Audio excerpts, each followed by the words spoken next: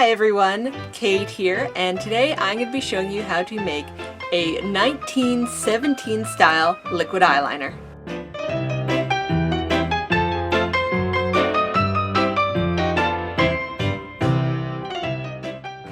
So this eyeliner recipe was taken from the 1917 book Hygiene of the Face, and it is for a black dry paint. It would have originally been applied with a very small brush and used much like we would use a modern eyeliner. Now this recipe doesn't really specify if it was meant to be used wet or dry. There were a variety of eyeliner products available at this time, including both liquid and powder products, so it really could have been intended to be used either way. I suspect it was meant as a liquid eyeliner, as often these cake products are meant to be used with a tiny bit of water. While it does work best wet, it will technically also work well as a dry, sort of more smudgy eyeliner. This may be due, however, to the fact that I've had to substitute in the original lamp black for a black iron oxide. Lamp black, also known as carbon black, is a colorant that's actually still used in cosmetics today.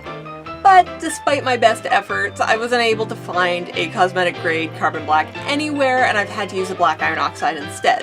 Whether or not this changes the texture of the final product, I'm honestly not sure, but when applied, the two are nearly indistinguishable. The only other change I've made to this recipe is to add a preservative.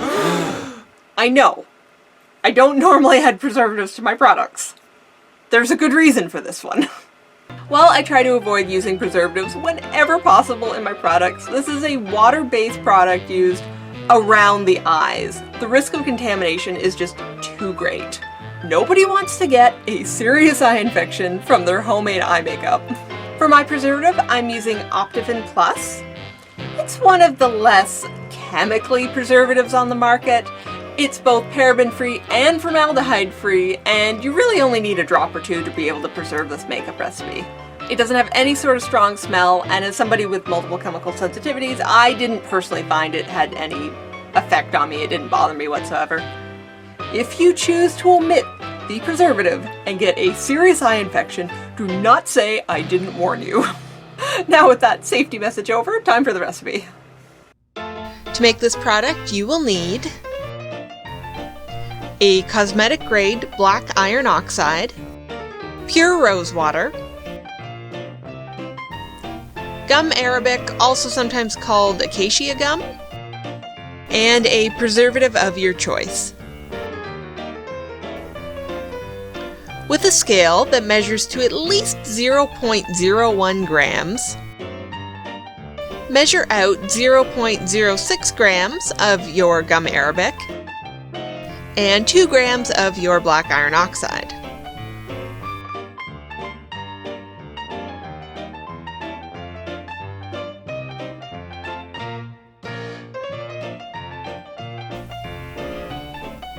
Then, with an eyedropper and a spoon, mix in just enough rose water to form a thick paste.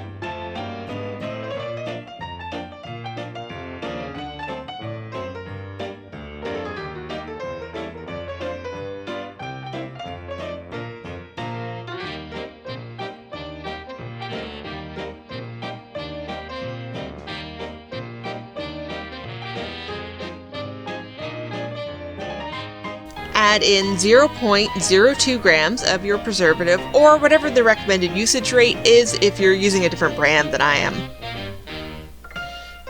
Mix all the ingredients together well, and then pour into a small, shallow container.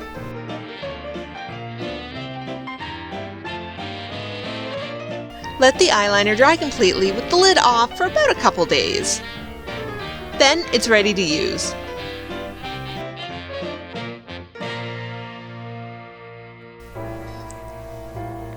If you're using this dry, you can just smudge it on with a small brush, but if you're using it as a liquid eyeliner, take a damp brush to the cake and pick up a little bit of product. Like with any of these dry products such as cake mascara, it does take a little bit of practice to figure out how much water to add. Remember, it's always better to start with too little water and then add a little bit more than adding too much right at the beginning.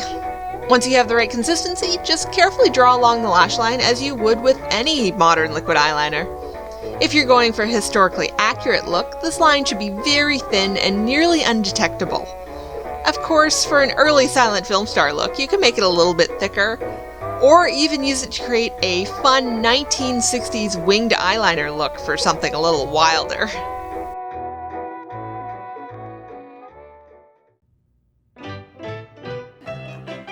I simply adore this product. It's probably my favorite liquid eyeliner at the moment. I found this performs very well throughout the day. It doesn't crack like some liquid eyeliners do.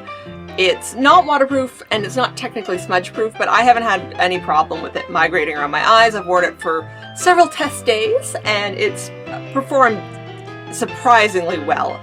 As I said, just like a cake mascara, it does take a little bit of practice to get used to using this sort of product, but I enjoy it.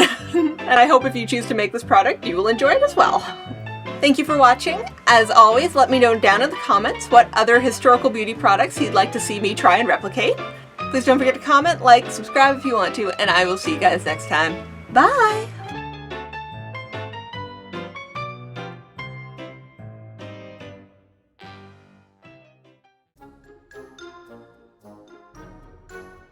I didn't have a 1917 sweater, but I had a 1918 sweater. That's close enough, right?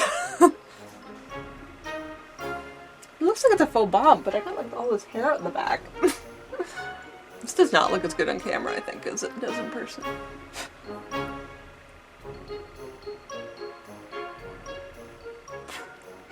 Let me know down in the comments what historical beauty products you would like to try. Well, thank you for watching. As always, let me know down in the comments what historical beauty products you'd like to see me. Well, thank you for watching. As always, let me know down in the comments what historical beauty products you'd like to try to see me replicate. I don't know why I can't say that. You'd like to see me try and replicate. I don't know how those girls got the side piece not to look like a disaster.